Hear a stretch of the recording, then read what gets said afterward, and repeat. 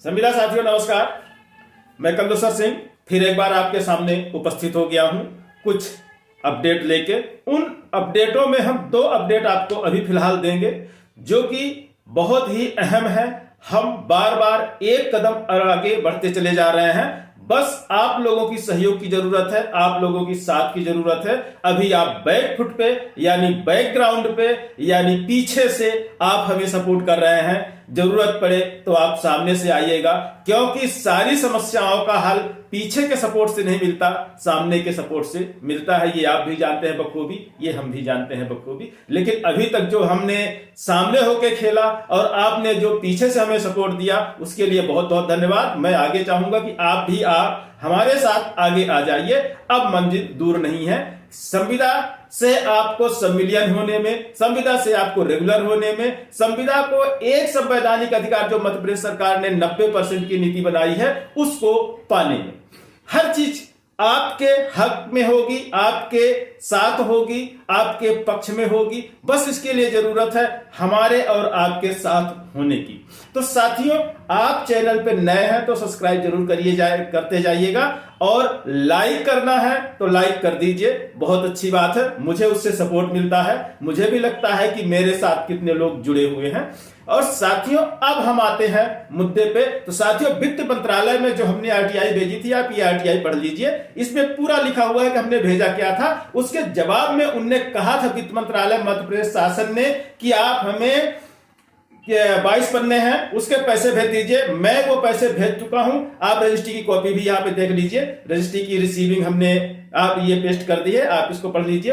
तो साथियों, जैसे ही ये सारे दस्तावेज आते हैं तो हम आपको अपडेट करेंगे। लेकिन वित्त विभाग में अपडेट लेने के लिए हमने ये आरटीआई लगाई है कि एनआरएचएम ने जो 90% की फाइल दी है, क्या वास्तव में वही फाइल वहां भी है या कुछ वहां और चल रहा है। इन दोनों को मैच करने के बाद हम डिसीजन पे पहुंचेंगे। आपसे उसका डिसीजन पूछेंगे कि हमें अब क्या करना चाहिए, क्योंकि दोनों के यदि मंशा एक है, रिकॉर्ड एक है तो ठीक है। यदि दोनों के रिकॉर्ड में किसी भी तरह की गड़बड़ियां होती हैं तो जरूर मंशा स्पष्ट सामने आ जाएगी और हम उसके आधार पर कार्रवाई करना प्रारंभ कर देंगे। साथियों, पहला अपडेट तो ये थी बात। अब हम दूसरी बात और मुद्दे की बात पे हम आ रहे हैं। हमारी जो आरटीआई की शुरुआत हुई थी और एनएचएम के अधिकारियों के साथ जो टॉकिंग चली थी आरटीआई पत्र के माध्यम से और उनके जवाब के माध्यम से, हमने आपको पहले भी बताया था, आप हमारे पिछले वीडियो देख भी सकते हैं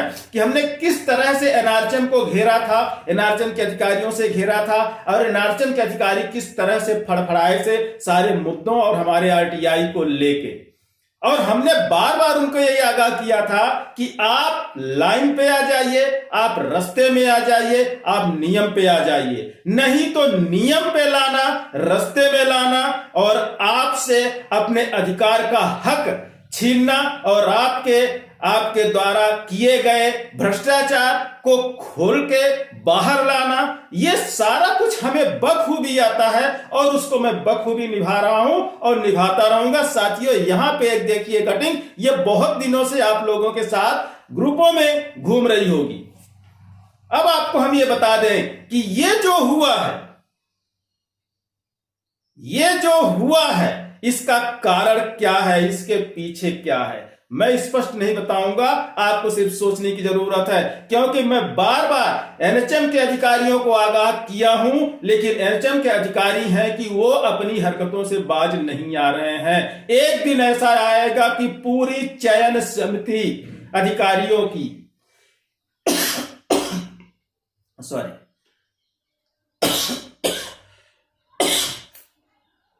माफ करिएगा,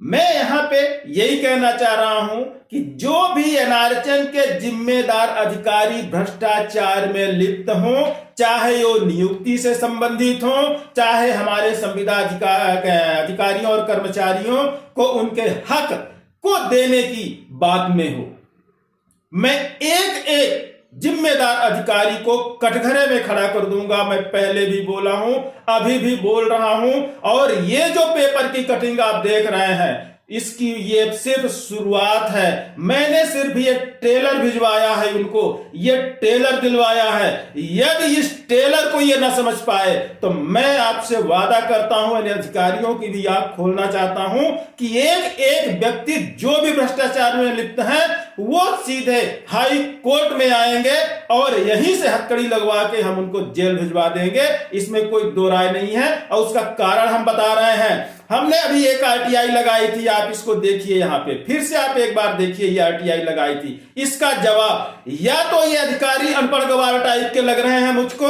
या तो मुझे अनपढ़ गवार समझ रहे हैं।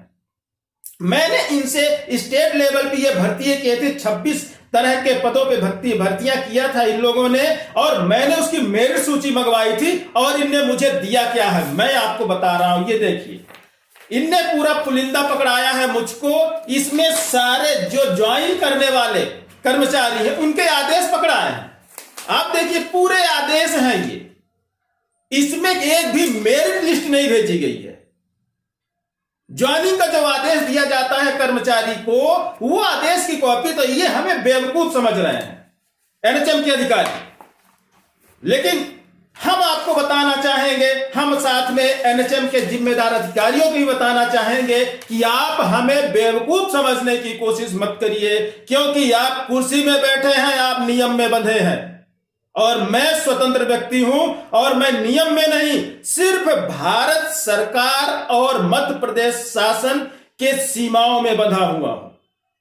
बाकी अधिकार हमारे क्या है, हमें बखूबी आते हैं, लेकिन शायद आप अपने अधिकारों के साथ खेलना चाह रहे हैं। मैं भी आपके साथ खेलना चाहूंगा। यदि आप किसी का अधिकार छीनते हैं, किसी का अधिकार उठा के किसी और को देते हैं, और एक बात हम बता दें कि ये जो 26 तरह की स्टेट लेवल के पद का आपने आदेश भेजा है, इसमें बहुत सारे आदेश फर्जी हैं। मेरिट लिस्ट में जिनका नाम तक नहीं है, जिनका इंटरव्यू देने तक का अधिकार नहीं है, वो भी इस आदेश के तहत नियुक्ति कर पाए हैं और नौकरी कर रहे हैं।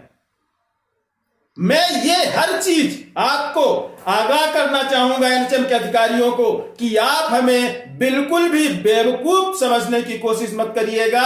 यदि उस ऊपर वाले ने आपको 2 हाथ 2 पैर 2 आंख दिया है, थोड़ा सा दिमाग दिया है, तो उसका थोड़ा सा हिस्सा मुझे भी दिमाग का दे दिया है उस ऊपर वाले ने।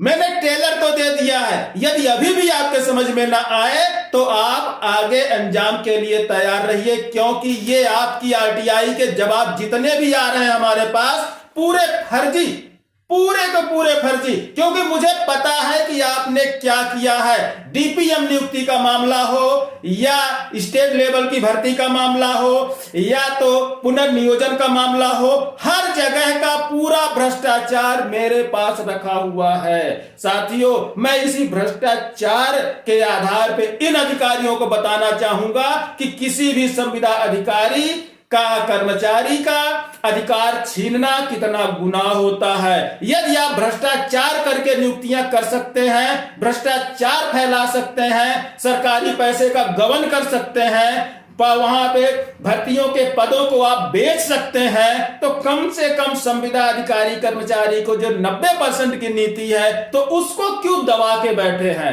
जहां 2 पैसे की फायदे संविदा कर्मचारियों की होती है, तो वहां आप उस पे दबा के बैठ जाते हैं और भ्रष्टाचार फैलाने के लिए आप जो है हर नियम तोड़ देते हैं। हम हर नियम को बकायदा एनआरएचएम में जितनी भी कंडिकाएं हैं, एनआरएचएम के जितने भी नियम हैं, सब हम पढ़ते हैं, सब हम जानते हैं, सब पे हमारी निगाह बिल्कुल बगुल ध्यान।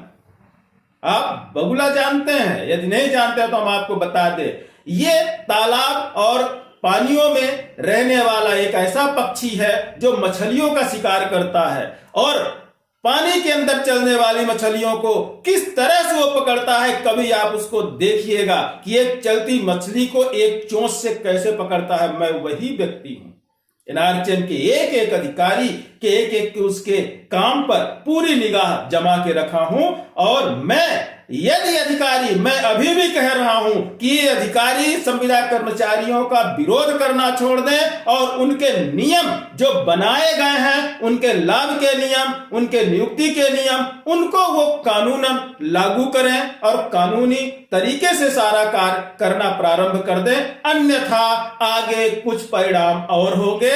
टेलर आना चालू हो गया है। साथियों, इसी टेलर के साथ मैं आपसे विदा लेता हूं। मैं एक बहुत जल्दी एक अपडेट आपको फिर देना चाहूंगा और वो अपडेट ये रहेगा, हाई कोर्ट में मैंने पिटीशन एक लगाने की कोशिश की है। मैं देखता हूं यदि पिटीशन मेरी जारी हो जाती है तो 90% के मामले में इन सारे अधिकारियों को घसीट के रख दूंगा भोपाल से जबलपुर के अंदर, और ये यहीं खड़े होकर आदेश साइन करके जाएंगे। ये मेरा आपसे वादा है।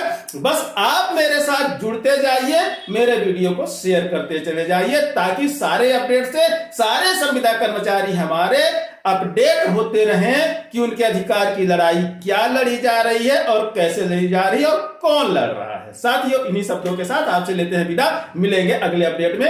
साथियों, नमस्कार।